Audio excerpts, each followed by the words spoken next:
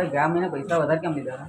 ચાલો આ રેશન કાર્ડમાં કેમ ના બોલ 280 રૂપિયા લીધા કયા મહિને હતા.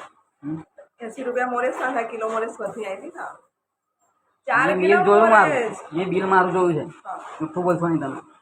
બિલ મારું મેં જોયું છે. 222 રૂપિયા થાય છે. તમે 280 રૂપિયા લીધા છે અને એમાં 20 રૂપિયા તમે જમા લખ્યા, તો મારા 260 રૂપિયા તમે શેના લીધા? જમા 20 રૂપિયા જમા હા, 260 20 રૂપિયા જમા તો 260 થાય ને.